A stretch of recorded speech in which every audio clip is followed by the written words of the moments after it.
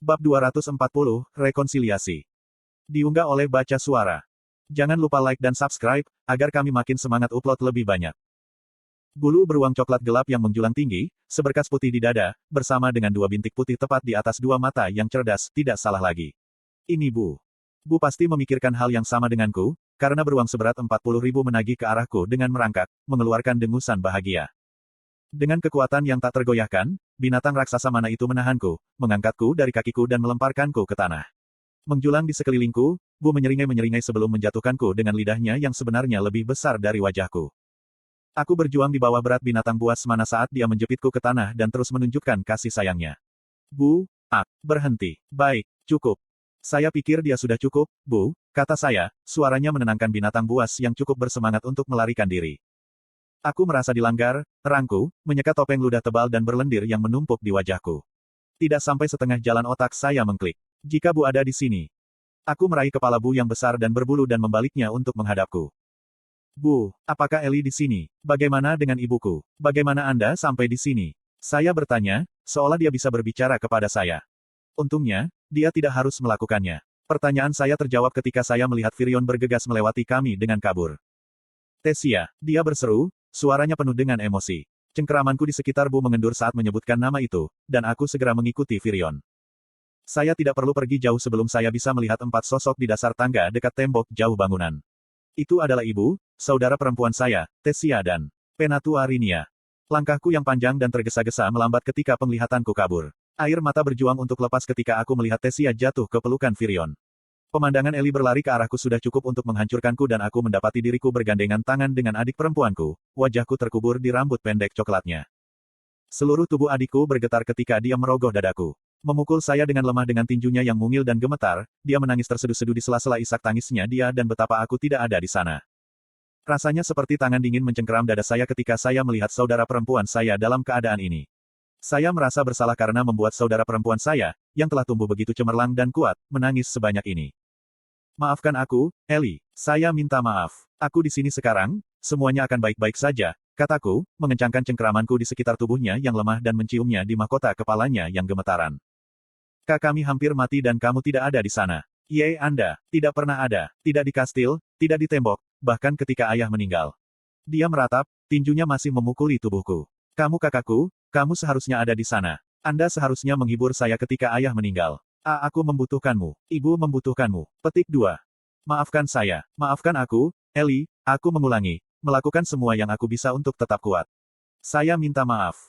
Eli perlahan menjadi tenang saat kepalanya tetap terkubur di dadaku. Bahunya yang bergetar sekarang hanya sesekali bergetar ketika dia cegukan. Selama ini, saya tidak melihat ke atas. Saya tetap fokus sepenuhnya pada saudara perempuan saya sampai dia mendorong dirinya menjauh. Menatapku dengan mata merah yang bengkak, dia menjulurkan satu jarinya ke belakang. Gego minta maaf kepada ibu sekarang. Aku mendongak dan mendapati ibu kami hanya beberapa langkah dari kami, ekspresinya kosong dan hampa emosi. Senyumnya yang hangat dan lembut yang saya temukan bahkan di saat-saat yang paling sulit tidak dapat ditemukan. Aku berjalan menghampirinya, tidak yakin harus melakukan apa atau mulai dari mana. Bu. Mata dingin ibuku memotongku saat dia melangkah maju. Arthur, kakakmu dan aku hampir mati. Jika bukan karena Penatua Rinia menyelamatkan kita, kita tidak akan berada di sini sekarang. Petik 2. Pandanganku beralih ke Penatua Rinia, yang sedang berbicara dengan Tesia dan Firion, sebelum kembali pada ibuku. Aku. Tapi di seluruh situasi itu, ketika aku berpikir bahwa kita pasti akan mati, segera, jika tidak sekarang, kau tahu apa yang kupikirkan. Aku menggelengkan kepala. Aku sedang berpikir, ibuku terdiam sesaat, topeng batunya goyah. Air mata menggenang di matanya sementara dia menggigit bibir bawahnya agar tidak gemetar. Dia berbalik dariku, dengan cepat menyeka air matanya, mencoba menenangkan diri sebelum berbalik. Aku berpikir sepanjang waktu betapa sedih dan bersalahnya ayahmu pasti meninggalkan dunia ini bahkan tanpa mendapatkan kesempatan untuk mengimbangi putra satu-satunya. Kata-katanya membebani saya seperti 1000 ton, membuat lutut saya lemas dan seluruh tubuh saya goyah. Sama seperti saya kehilangan kekuatan di kaki saya, ibu saya memeluk saya dan mendukung saya di dadanya. Tangannya yang gemetaran mencengkeramku ketika dia berbisik. Tidak masalah siapa kamu sebelumnya. Saya membesarkan Anda ketika Anda masih kecil, saya merawat Anda ketika Anda sakit, dan saya menyaksikan Anda tumbuh menjadi pria seperti sekarang ini. Ayahmu dan aku berbicara lama sekali, dan kita dapat mengatakan dengan pasti bahwa Arthur sekarang sangat berbeda dari siapa dia ketika dia dilahirkan, dan saat itulah kita menyadari bahwa kamu adalah putra kami. Petik 2. Kekuatan itu meninggalkan kakiku, membuatku jatuh berlutut. Aku mencengkeram dadaku saat napasku keluar dengan terengah-engah. Aku tidak bisa bernapas, aku hanya bisa menahan isak tangis yang tak kunjung padam saat ibuku merangkulku. Aku sangat menyesal karena kami butuh waktu lama untuk menyadarinya. Aku sangat menyesal kamu tidak bisa datang ke pemakaman ayahmu sendiri karena aku. Maafkan aku, Arthur. Petik 2. Butuh beberapa saat bagi kami untuk berkumpul dan duduk di lantai 2 gedung. Selama waktu ini, saya perhatikan bahwa suasana agak tegang antara Tess dan Penatua Rinia. Sebagian dari kami, para pendatang baru, juga memahami hal ini, saling bertukar pandang dengan waspada sementara Tess mengabaikan segala upaya yang dilakukan oleh Penatua Rinia untuk memulai percakapan. Begitu kami naik ke atas, Penatua Rinia menarik Virion dengan ekspresi muram dan menghilang ke ruangan lain. Setelah beberapa saat berbicara dengan ibu dan saudara perempuanku, aku menyapa Tess dengan benar dan kami berdua berpelukan dalam diam sejenak. Namun, Tess tampaknya memiliki sesuatu yang lain dalam benaknya dan aku tidak menyalahkannya.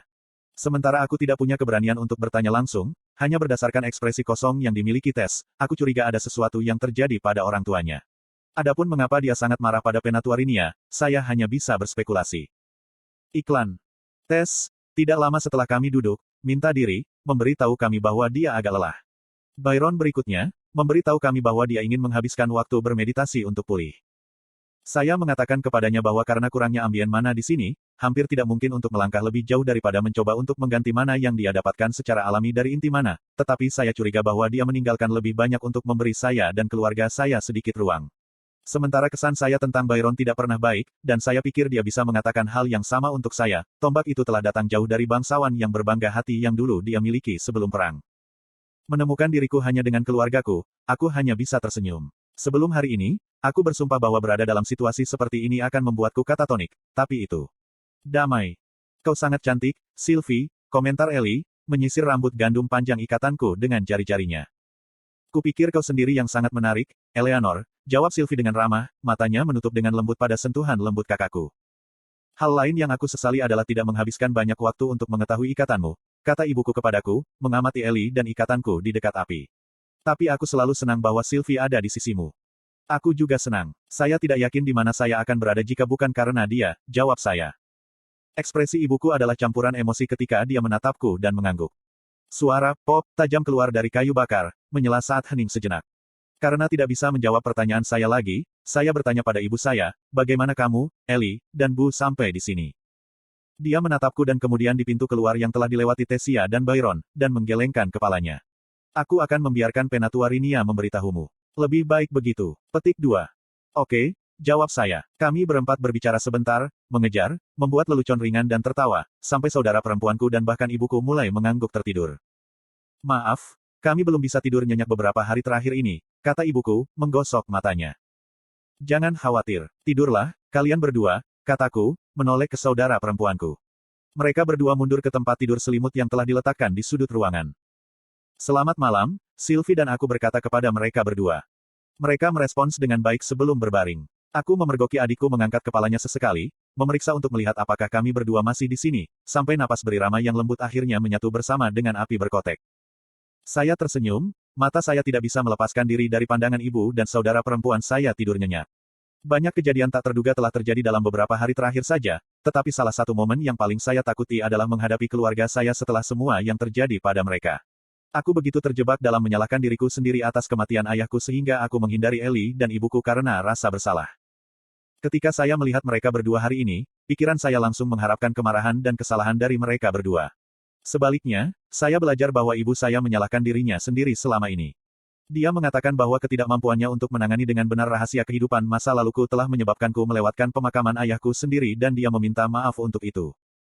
Semakin saya memikirkannya, semakin saya menyadari betapa dewasa itu. Tentunya saya juga salah. Saya adalah orang yang menghindari konfrontasi dan saya menjadi orang yang merahasiakannya sejak lama, namun dia mengabaikan kesalahan saya dan menunjukkan kekurangannya sendiri dan meminta saya untuk memaafkan, yang merupakan sesuatu yang saya tidak cukup tentu saya layak.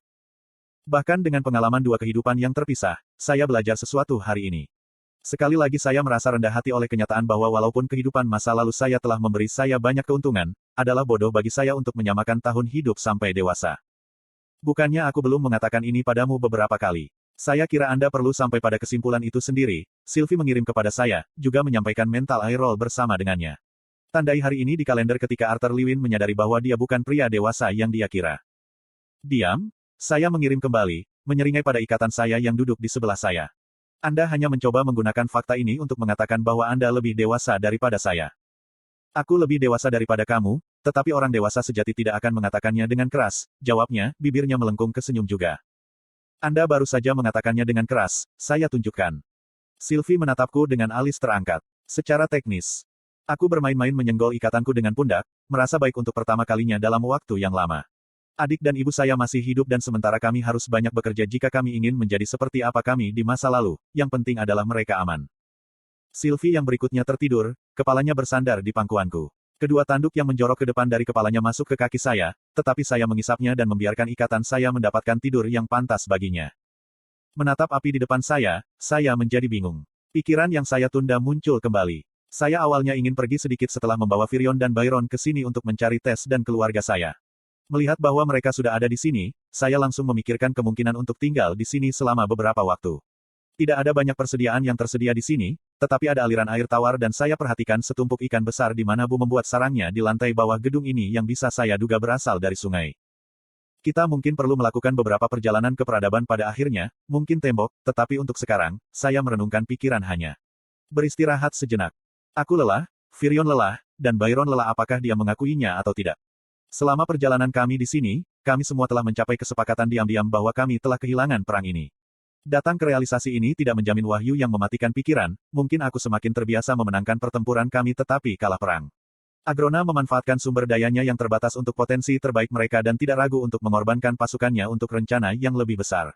Dicaten hanya bereaksi, dan Agrona tahu itu dengan sangat baik. Seperti kata Virion, mungkin hal terbaik untuk dilakukan adalah menyerah dan menunggu kesempatan baru untuk melawan. Pikiranku terganggu oleh langkah lembut yang mendekatiku. Aku berbalik, menyapa Penatua dengan anggukan. Peramal tua itu balas tersenyum, keriput menarik-narik ujung matanya. Duduk di sampingku dengan erangan lelah, dia mengangkat tangannya untuk menghangatkannya di depan api. Kamu sudah semakin tua sejak terakhir kali aku melihatmu, katanya, matanya menatap kosong pada bara menari. Aku tertawa kecil. Yah, aku sudah remaja. Tidak ada remaja yang akan mengenakan ekspresi yang kamu miliki, ejek Penatua Rinia. Tapi kurasa itulah yang datang dengan perang dan memiliki begitu banyak tanggung jawab. Tangan saya tanpa sadar membelai wajah saya ketika saya bertanya-tanya seperti apa ekspresi yang saya kenakan, dan apa yang dimaksud Rinia. Terlalu lelah untuk memikirkannya secara mendalam, aku menoleh ke belakang, bertanya-tanya mengapa dia kembali sendirian. Di mana Virion? Dia bilang dia akan memeriksa Tessia untuk melihat bagaimana keadaannya. Ada hening sesaat ketika aku mengumpulkan keberanian untuk mengajukan pertanyaan yang aku tahu dia takut untuk menjawab dengan raut wajahnya. Bisakah kamu menceritakan semua yang terjadi padaku?